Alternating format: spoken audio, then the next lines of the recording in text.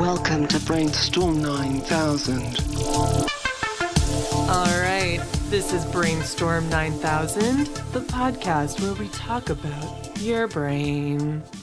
And sometimes, as an exception, some other stuff. And some other stuff. Well, so today we're talking about the common cold, which probably everyone or someone they know is experiencing right now, and some sort of like natural ways to cope with it. Yes. So I'm going to start by giving you an idea of what my usual routine is when I feel like I'm getting sick, and you can kind of let me know what you think. So what I usually do when I feel like I'm starting to get sick, I actually kind of lean into it because I enjoy the excuse to sit on the couch, which is my number one way of dealing with it. Mm-hmm. I sit on the couch, I get a gallon of orange juice, I make a grilled cheese, several grilled cheeses actually, and then tomato soup to dip them in. And then I have some murder mystery shows or procedurals on the television. That's usually kind of what I have going in the mix. And then NyQuil at night to knock me out. So I'm guessing, because not a lot of those things are supernatural, that probably the McMaster method is not doctor certified. Well, does it work for you? Do you get well in 1 or 2 days using this method? I guess so. No? Then I have no comment. Well, I guess I might be healthy after all. My name is Dr. Schultz, if you fail to recognize me. My name is Master McMaster. Because this person, whose name is Jane McMaster, has master's degree in philosophy, and my name is Dr. Schultz because I'm a real doctor. But today, I'm going to talk to you about what is hidden under one of the other hats I wear. So, I'm a regular physician, but I'm also founding diplomat of the American Holistic Medical Association. Oh. And I'm also a doctor of homeopathy. There are probably less than 100 of us in the United States, DHT. And I have 2 books on homeopathy published. They're kind of out of print, but if you go on Amazon and enter my name, you'll get them. You don't have to buy them. This is not the reason we have this program. I got paid many years ago. Not a plug. Yeah, not a plug. So I'm clearing my throat and I sound congested because a few days ago I got this cold that a lot of people have. Everyone is getting sick right now. Everyone I know is sick. And, you know, they call it a head cold. So since we are talking about a brain, which is located inside of our head. Yes. And I know quite a bit about how to prevent and then successfully treat these things before they become a huge issue. I decided to share my wisdom with you, my infinite wisdom, JK. And of course, the first question that anybody would ask me, how dare I to talk to them with this level of congestion? Well, A, you haven't seen me before. And you didn't see me on the first and the first part of the second day when I got really sick. You don't sound that bad right now, actually. Yeah. Not as bad as I sound when I'm not congested, you mean? Yes, well. Yeah, so we'll talk about it in a second. But before we continue, I would like to tell you that unlike a lot of my colleagues, I'm going to name the names of the companies that produce high-quality herbs and supplements that I'm going to recommend. Good. Because otherwise, if I'm going to just mention a name of a particular substance of an herb, you might wind up getting something not as high of quality as I would like you. 2, which should be actually 0 before 1. What seems to be a cold and no big deal may either quickly turn into anything, including pneumonia or encephalitis or meningitis. And you also need to be able to assess what level of health you have. This is a very unusual concept for most of our listeners, I'm pretty sure. So first advice, if you didn't get better after you did use one of a few things that I'm going to recommend, immediately go to your general practitioner. Do not give advice to other people. You are not a doctor and you've never tried these things before. So it's okay to try to help yourself natural way, but I suggest respectfully that your objective, my objective, even Master McMaster's objective, should be to have a full, fulfilling life. Nothing less, nothing more. The objective is not to take medication under any circumstances. It's silly. So if you do need the medication, take it, because if you don't, you might suffer enormously and lose functions of either one of your ears, meaning don't hear that well, or develop a chronic problems with your nasal sinuses, sinusitis, or turn a superficial, kind of easy to treat common cold into pneumonia. So I'm saying it not to cover my ass, I'm saying it so you understand a very important concept. You should be happy and functional. Everything else doesn't matter, unless you want to stay home for a week or two. I think that's the first time I've ever heard you say the word ass, and I'm liking it. Okay, so let's talk first about levels of health. I first heard this concept from Dr. George Vithulkas, whose real name is Yorgos Vithulkas. I hope I say it correctly. He is Greek. He is basically a pope. Like, you know, the guy who lives in Vatican. Yeah, I know that guy. So he's a pope of modern homeopathy. There are other very famous people right now who are fashionable, but it started all from him. He's an interesting guy and wrote a book. One of the first of his books I read, he read many books, in which he introduced to us a concept of levels of health. I'll make this complicated idea very simple, and I'll reduce it. Let's, for the purposes of understanding it very easily, talk about 4 major levels of health. Level 1. A farm boy, or in my fantasy world, a young Arnold Schwarzenegger, comes home and says, "Ma, I don't feel good. I feel kind of weak and hot." And she checks his temperature, and it's, let's say, 103 or 104, and I'm sneezing. So she said, "My little boy, have some fresh honey from our hives and drink some hot tea, go to sleep." So he goes to sleep, sweats like a pig all night, wakes up absolutely healthy. So the idea is this: very strong defenses. We like to call them immune system, but it's significantly more complicated. The immune system is only one of them. There are many. Attack, immediate response, total elimination of the problem, meaning no sequelae, we call them, meaning no consequences. You have a virus entering your body takes care of it. It requires, for numerous reasons, fever. It speeds up our own enzyme capacity to work faster, and in most of the cases kills the viruses and the bugs because they're not designed to sustain this level of temperature. It's more complicated than that. So bottom line, sick yesterday, healthy today, nothing happened. Quick recovery. Very. Quick and full recovery. No history of chronic illnesses at all. So if you are one of the lucky, let's call you, people who is so healthy and still has access to the internet, this internet brain, as Master McMaster calls them, is a lucky guy or gal. Very few people like that can be encountered in a busy life of a polluted, modern, Western city. That makes sense. So it's kind of like almost a legend. So the next level is somebody who has superficial 1 or 2, maybe 3 chronic problems. In this scheme of things, of course, it's much better to have a physical problem than the emotional problem, because emotional problem is much deeper. It's at the level of your consciousness or brain or whatever you want to. But, you know, some anxiety, maybe some chronic sinusitis, maybe some allergies. Allergies are considered a chronic problem? Well, once people get allergies, they're chronic. Mm-hmm.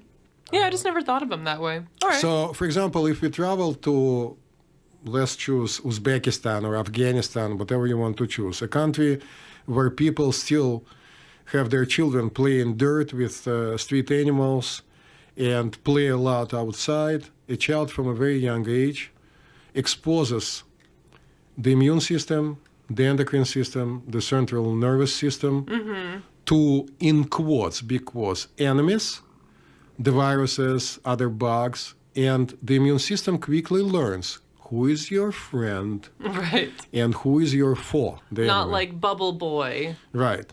So when you live a city-centered life, you don't even know what it means to have a real enemy outside. Like if the bug comes in, it's bad, and if you eat a piece of bread that has too much gluten or sugar, it becomes an enemy, and you develop an allergic reaction. You want to reject them. You don't want to accept them. I mean, it's very common. I've been to places which look very filthy. People eat bread, drink milk, have no allergies, period. Don't have allergic reactions to anything, don't have eczemas, because their immune system is not confused, but it's more complicated. So all of us should hope to be at level 2 of health. We live in the city. So you have a few problems.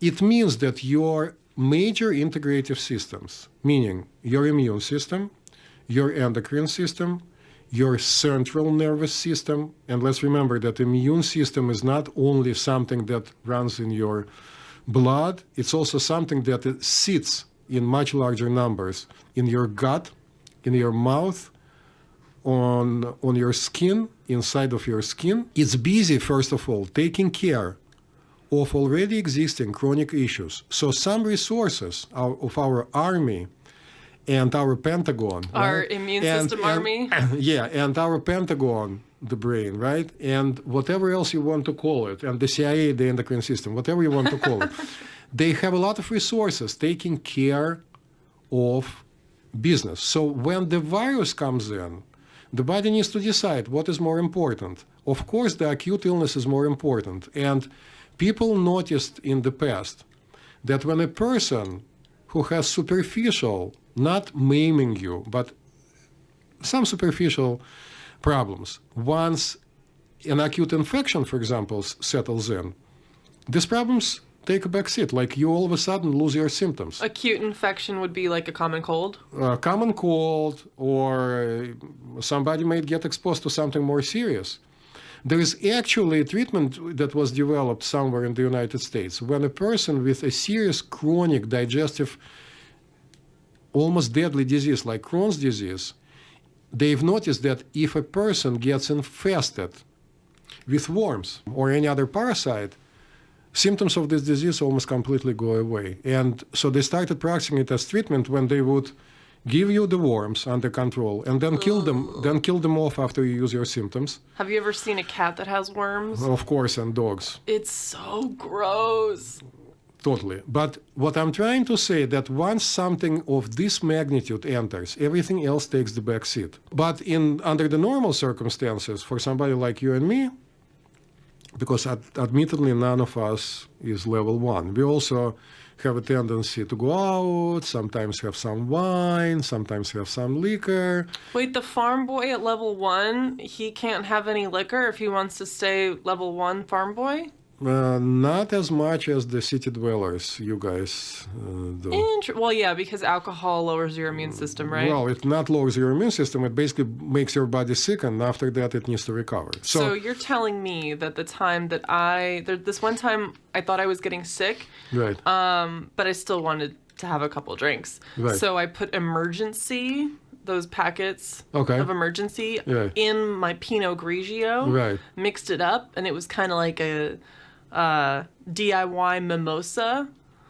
You're telling me that wasn't helping. With all due admiration and respect to your high intellect, Master McMaster, I have to tell you it was a stupid thing to do. Well, because it was pretty hilarious at the time. a combination of alcohol, would it be a Pinot Grigio or what, and vitamin C in high doses can also create problems with your stomach, like the organ stomach. Wait, so screwdrivers aren't good for you? Mimosas? 2 of the most popular drinks? Well, no. But listen, if somebody gets drunk and gets exposed to the virus, this person has more chance to get sick because the immune system is going to go down. The defenses go down. I mean, intellectual defenses go down, as we all know. Noted. I will keep that in mind. I'm switching to Bellinis. Right. So, Bellinis is like blini? Blini?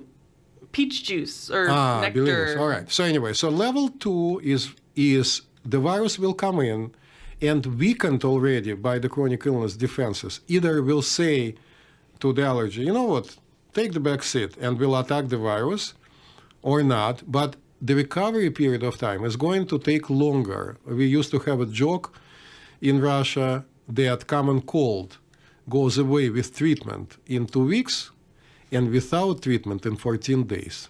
It's the same thing. Yes, I get it. Yes. So it takes longer and you might need some assistance.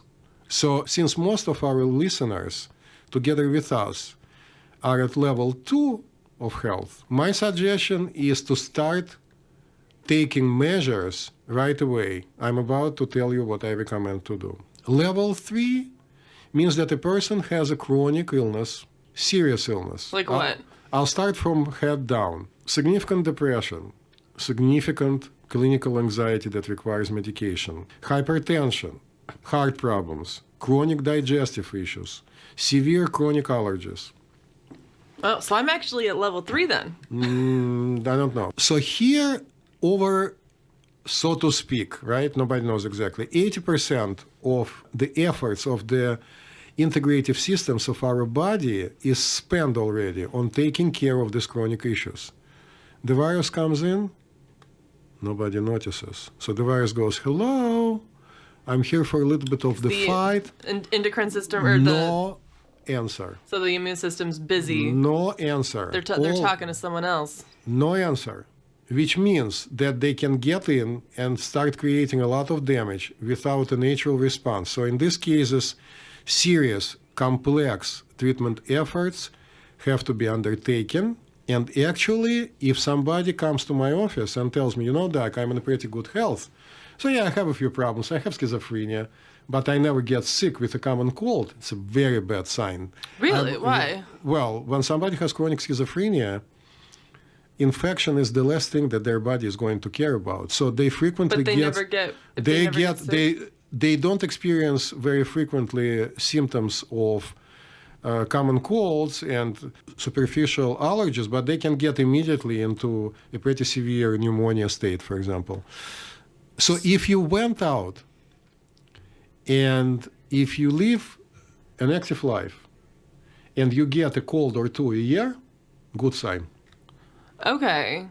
If you have a chronic illness and you never get colds, bad sign. It means that you are not fighting because this stuff is inside of us, outside of us, and you periodically need a good fight. Like, for example, let's imagine that you are Bruce Lee. Can you imagine? Yes, I can definitely imagine that. It's so close to my normal life already. Right. And I have a fight scheduled with you in a year. Or let's say in 2 years. Who are you? Are you Chuck Norris? Let's say that I'm Steven Seagal. Okay, yeah, we can do some Seagal. All right. So I decide to spend these 2 years playing a guitar. Steven Seagal has a large collection, I hear. Cooking, I don't know whether he cooks or not. I don't know much about him. And, you know, traveling the world, eating different kinds of food. Trying different kinds of ponytails. Yes, getting fat. I love Steven Seagal. I don't want to make fun out of him. And then in 2 years, the chances of this type of a person even being able to sustain a few minutes of the fight is going to be close to zero. And that's the life of city boys and girls. Because God forbid something happens to you, you don't have a chance to try it out. I'm not against vaccination. I want to say it 500 times. Both of my children are vaccinated. But excessive vaccination at very young age is opposed to certain groups of people partially because of what I just told you. And again, I'm not a part of anti-vaccination movement at all. Yeah, because your body needs to develop its own... Certain things, but Yeah. because we value human life so much, and because there have been cases of people dying from measles and mumps, it doesn't really matter why. Whether it's because their immune system is weak or not, we of course don't want anybody to die, and that's why we vaccinate. So that's the logic of people who do. So you need a good fight. So I can't tell You everybody. need to train. So I can't tell everybody to put their young children in sandboxes so they can have real exposure, but that's basically how I grew up. So in level 4 are people who are incurably morbidly ill. So they should be extremely protected from the infection. So if you are lucky enough, and then each of these levels has sub-levels. So you can be high up on level 2, meaning you are almost level 1, right? Or you can be very much down at level 2, so you are almost level 3. If you figured out by now that you are mostly in the realm of level 2, then the moment you hear that infection is going on, you need to take measures to protect yourself. One of the things that I'm going to tell you is going to be very counterintuitive and kind of disturbing to a lot of our listeners. Ooh, what is it? Try not to sanitize your hands so much. I've heard this recommendation. You have on your hands lysine. It's a naturally produced by our skin enzyme that kills a lot of bugs if it has to. So you are not a surgeon, right? You don't need to be sterile all the time. And if you touch something, you are not providing your body with any chance to have any type of fight. Right, no one should be a bubble boy. Right, but the ultimate way to protect yourself from a cold is to make people who have a cold to wear a mask, which is, I hear, very popular in Asia. From what I understand, in something like China or Japan, if somebody gets a cold, they put on the mask. We can only hope for it. People don't even take off their backpacks on the subway, so I don't think that they're going to wear. But feel free to wear a mask. And I meet more and more people on the streets, not only Asian, everybody in New York, who during this season when we know colds and flus happen, do wear face masks traveling public transportation. Can I do a kerchief instead? Because I feel like that would be a little bit more fashionable. It's probably better than nothing, but there are going to be gaps and air is still going to come in. All right, maybe I can get a mask and then like throw some glitter on it or something. Yeah, maybe, I don't know. So this is an ultimate defense. Are a lot of people going to do what I tell them to do? Absolutely not. I'm not going to do it. Right. Issue method number 2. And I'm not saying it just because I'm a psychiatrist or a brainiac and, brain technology stuff. You need to get a sufficient amount of rest and at least 7 to 8 hours of sleep. Because if you don't, your immune system is not going to be as strong. This is very important. Also, if you think that if you have a cold and you get drunk with your favorite whiskey or tequila or vodka, or anything like that, and it's going to cure it, it's a very big mistake. It's going to weaken you even more. But doesn't the alcohol kill the bacteria? But how is it going to kill the bacteria? You have a shot of alcohol. It goes down to your stomach where it begins to be ingested by your body. And then it goes into your liver, which tries to destroy it. And part of it still manages to get into your brain and dysregulates it. Meaning that your brain cannot govern as good. I don't think so. So that makes sense. I'm from, as everybody knows by now, even if you hear me the first time, from Russia. Allegedly, it's a country, and it's probably true, where people drink a lot. And, of course, there are popular things like put pepper in vodka and all different kinds of mixtures and stuff. So don't do it at home. It's not a good idea. Also, there is no good reason to increase the consumption of certain vitamins. If you are not sick, taking mega doses of vitamin C might or might not be helpful. If you want to experiment, of course, you can buy chewable vitamin C in any Whole Foods you have it, and chew between 1 to 3 grams a day. you need then to increase the amount of water you take in, and water doesn't mean soda. It has to be water. Technically, there's water in this coffee I'm drinking. Yeah, right, but it doesn't know about it. So because you need to flush your kidneys, if you think it works for you, that's totally fine by me. I would run it by your physician because you really don't want to screw up the rest of your body. How would that screw up your body? It goes to your kidneys to be released, and it's a little bit too much. So you need to really make sure that you consume up to a gallon of water a day. And Or water, just take less vitamins?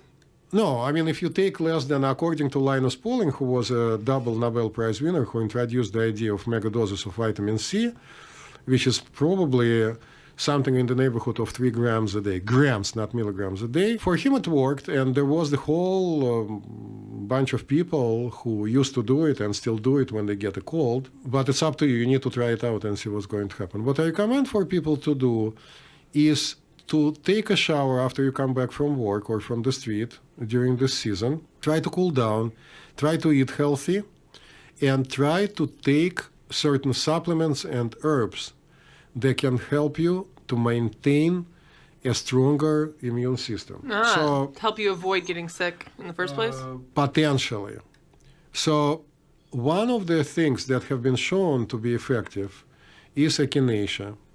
Echinacea is sold in many different forms. So the most popular and easy one to take, of course, is in a capsule form. I have a tea. That is of no value. In a capsule form, I'm personally not a big believer because the idea of giving people herbs in a raw form without doing anything with them probably came through the experience of people who've been to Asia, where Tibetan doctors, Chinese doctors, Ayurvedic doctors prepare certain preparations that look either like globes of different sizes or sometimes even like pills that then you chew, and after that, immediately after that, you drink very hot water. I don't recommend for you to do it because herbals that we get here are not designed for that. And I know that Tibetans have a very effective medication for common cold. Comes in very, very small, teeny tiny black pills, and you have to take like 3 or 4 of them. And I've tried them. It's actually amazing. But we don't have access to them, so it's kind of useless to talk about them. So my favorite form of any herbs that we can get our hands on comes in 2 preparations. One is an extract, meaning it's a liquid with a pipette that you can buy in Whole Foods. My favorite company, I'm going to name it, is Herb Farm. I checked it out.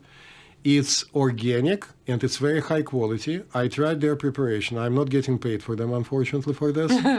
But I use them all the time. They do exist everywhere. They are very easy to recognize. How do you use it? Do you put it like in your water or something? It has instructions on it, yeah. Some of them you put it in your water because they don't taste good. So, for example, echinacea does not take that great. And you have to figure out the dose that works for you personally. Like, I'm a pretty tall guy, 6'3", and I weigh in the neighborhood of 190, 200 pounds, depending on the day. Right now, I'm a little bit skinnier, so I take, because I'm too lazy to count, like about 1/3 or a quarter of a dropper. And if you decide to use extracts, what you need to do is this. Once you remove the seal, empty the entire content of the dropper back into the bottle, then screw it back on, shake it vigorously, and then fill up the dropper because you want to make sure that everything is mixed in. Yes. Another amazing, very good tasting, you can put it right in your mouth, herb is called black elderberry. I have not heard of this one. It tastes very good, tastes very sweet, and you can take a dropper full 1 or 2 times a day. There are many other suggestions that people are going to tell you. Like, for example, people suggest that before going to sleep, you take a teaspoon of high-quality honey, but I'm leaving totally to you, our dear listeners, to find out where you can get high-quality honey. What about Manuka honey? It's like $30. So here's the deal. In order to preserve the quality, medicinal quality of honey, it cannot be made hot. But in order to mold it so they can pour it into a container, they need to warm it because it very quickly becomes solid. It's initially basically very fluid once you collect it, take it away from poor bees, right? But then it begins to solidify.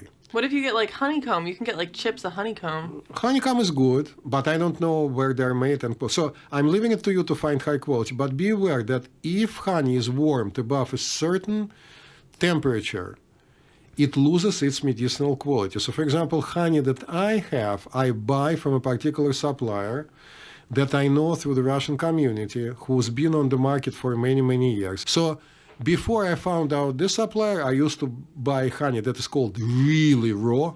Really raw. Really raw. Yeah. And I'm pretty sure that if you go to Whole Foods or a similar store, there are tons of things, and I would trust them. I mean, if they tell you that, they are not damaging the honey, but you don't look only for non-GMO.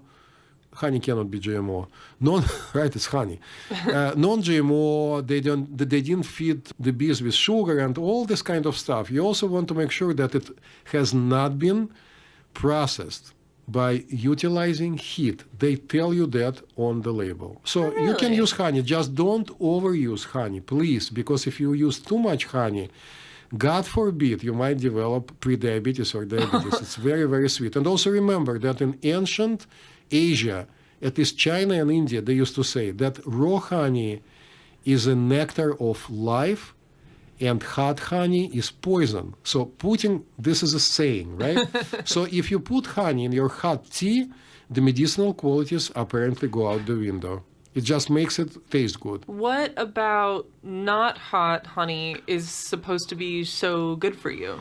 Well, they researched it many, many times, and it has amazing qualities. It increases the function of our immune system. It provides direct influence on the surface where you apply it to. So if you manage to take a half or a teaspoon of honey and keep it in your mouth for as long as you possibly can, even though you'll begin salivating right away, apparently it sanitizes your mouth, and that's where most of the bugs go. It goes through your nose and through your mouth. Interesting. What if you put it on your hands? I have no idea. Well, you might get eaten by a bear. I don't know.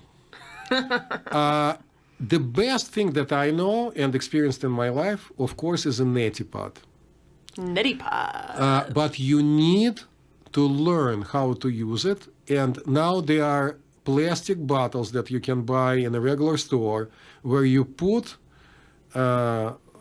water, then they sell you little packets of a mixture, usually of salt with baking soda in an appropriate combination. You dump it there, you shake it, and then you put it up your nose, and it cleans your nose. You push in one nostril, water comes from another nostril.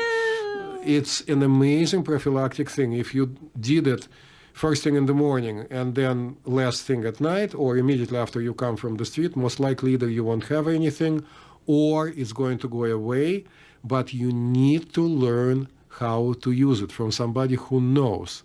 And I cannot show you on the radio, right? So, quick question. Is this the kind of thing that you would recommend for someone, for like daily use, like preventative use, or just if you're actually preventative sick? use on a daily basis. Neti pot is amazing. But you need, I know I said it 100 times, to learn how to use it. Yeah, you had a not great experience with that once, didn't you? Didn't you say you like used it, but then you did like a weird yoga pose and it affected your hearing? Yeah, it was a very long time ago, and I knew already how to use it, and then I decided to do something totally freaky, and it didn't go well. But I still use it because I kind of like since my 20s have been using it. So, but I am not saying that everybody has to. So let's say you learned about this couple of things. Also, I don't mean to sound like an old Russian babushka. Yes, you do. Like grandma, but you need to keep your feet and your hands warm during the cold season, please. The first winter that I spent in a snowy environment, I grew up in Northern California. The first winter that I spent in Michigan, I refused to buy snow boots. Right. So I walked around in flats. Fantastic. It was not a good idea. Right. And I got sick. No, but this is too extreme, right? So, but let's say you did all these things and it didn't work, and now you are getting sick. There are a few things that you can start doing right away. No matter what you think about homeopathy, and a lot of people feel either very positive about it or very negative about it, you can try oscillococcinum. Don't try to ask me to spell it out I for was you. just going to say, oh, wait, we need to back up on that one.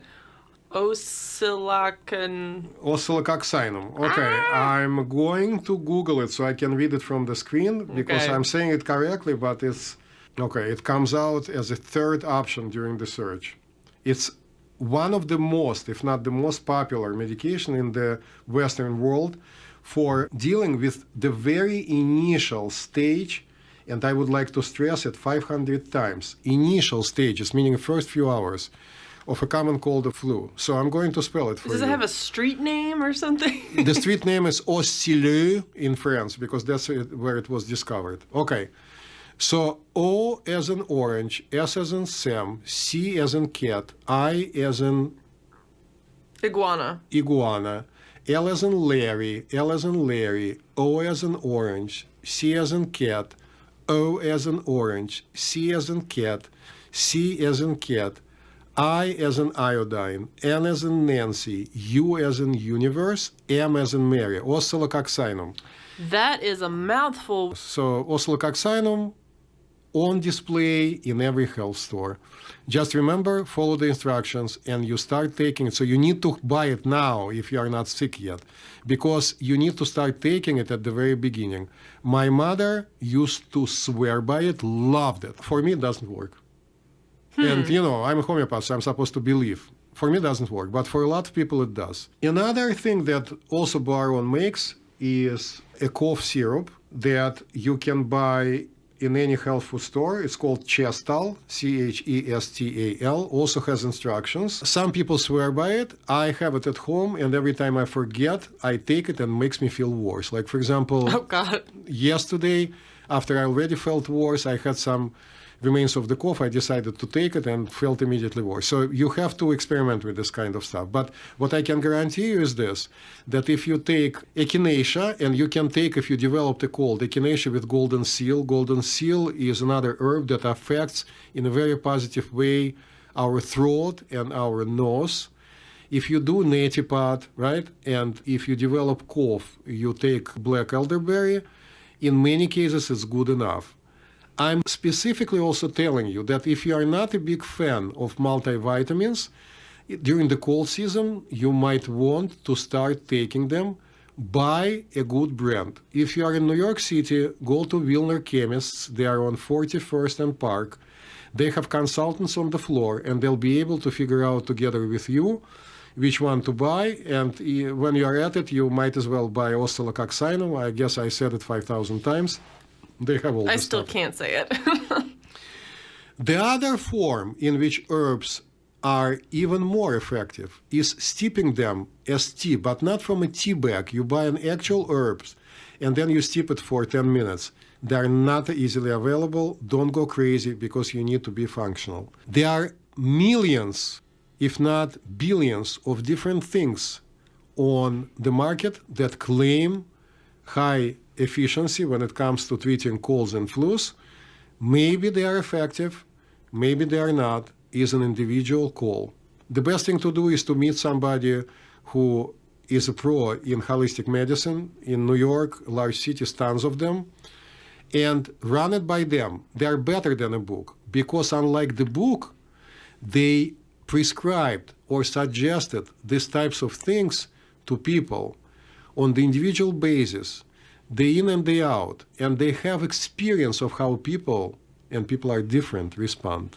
So, this is all the advices that I'm going to give you, and I'm going to remind you again and again, do natural stuff for a day or two, and if it doesn't work, you need to see a doctor. And I'm also going to tell you that one of the best things that I didn't mention, because we are in the United States, to do, is to stay home. Ah, yes. First of all, it's public service. You are not going to affect anybody else. Two, your body needs to rest. It needs special, protective, pleasant environment. for you to get better. And going to work using public transportation or even driving, and then going on the street, coming into different buildings, having other people exchanging bugs with you is not such a hot idea. So if Grabbing you can, onto those slimy subway poles. right, if you can afford not to come to work sick, this is the best thing you can do for yourself. So, Master McMaster, what did I forget to cover?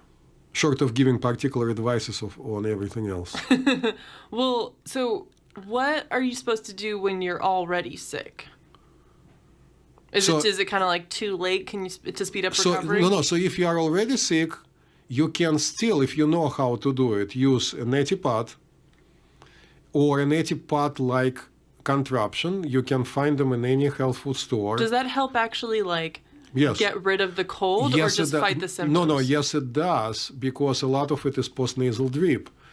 And you first develop a nasal infection, and then postnasal drip drips down your throat, and then you develop an infection lower and lower. But again, and again, if you want to use meditation to deal with anxiety, learn how to meditate before you become anxious. That makes sense. If you want to have a good street fight, go get trained in how to fight before you get a street fight. I guess it makes sense, right? If you want to cook a beautiful dinner for your loved one, go first learn how to cook and then offer to cook the dinner. So here too, learn how to do these things. Learn how to do an neti pot. And have a stack of things that you might decide you need to use before you get a cold. So the chest syrup from boron, a lot of people swear by it. In my case, doesn't work. Oscillococcinum, a lot of people love it. My mother used to love it. For me, it doesn't work. I have my own things developed. I'm not sharing them with you because what works for me might not necessarily work for you. I never met you. So I have a question about some more, I guess, what would probably be in the Western world, traditional ways of coping with a cold or flu. And I want to throw them at you and kind of get your take on it. What is traditional? Drinking lots of OJ. Well, it's cold, so it's going to make you worse. The content of vitamin C is miserably low, and it's not fresh. What if it is fresh? You need to drink like a gallon a day. Okay. Mm-hmm. We already talked about vitamin C. Right. You have to be careful. Chicken soup? Yeah, chicken soup, since I'm Jewish, I have a right to call it Jewish penicillin because it's a common joke, right? I use it, and if it works for you, it's very good, but it needs to be freshly prepared by you from a whole chicken with skin on it. Whoa. Right? This is the soup that is going to work because then it's going to contain things that are medicinal in a freshly made chicken soup. Chicken soup from a can is not going to do anything. What? It's just going to be warm. My whole life is a lie. No, it's not a lie. You drink something very warm, it tastes the way you like it, so, you know. By the way, somebody starts losing the voice, it's a very good idea to drink a lot of hot liquids all the time. Yes, yeah. but not with honey in them. No, what else is traditional? Tomato soup? I have no idea what it's supposed to do other than being warm. Well, the warmth, I guess, is one thing. I think There's it's also nothing else. mostly like a comfort food. And I know, I've heard there's supposed to be vitamin C in it. Well, I don't know. Probably not enough to do anything. No. Yeah, hot tea with honey would be another one. But So honey separately on the side. You can chew on honeycomb. It's probably a good idea a couple of days, but you have to chew through it again and again. But if you are not getting better, I know this is the time number 1 billion, you need to see a doctor. All right, I got one more for you. Okay. Netflix, couch, blanket, cat. Good. Yeah? If you are not allergic to cats, yes. Okay. All right. So at least one thing that I'm used to is a good thing. On this very positive cat note, I wish all of you to keep your brain close to the infection and open to our podcast. Have fun, people.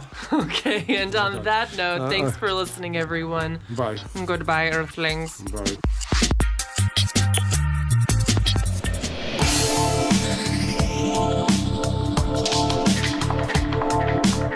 Hey everybody. Thanks for tuning in to another episode of Brainstorm 9000. If you like us, love us, or marginally tolerate us, hey, go ahead and subscribe, rate, and give us a review on iTunes or Stitcher or wherever the hell you listen to your podcasts.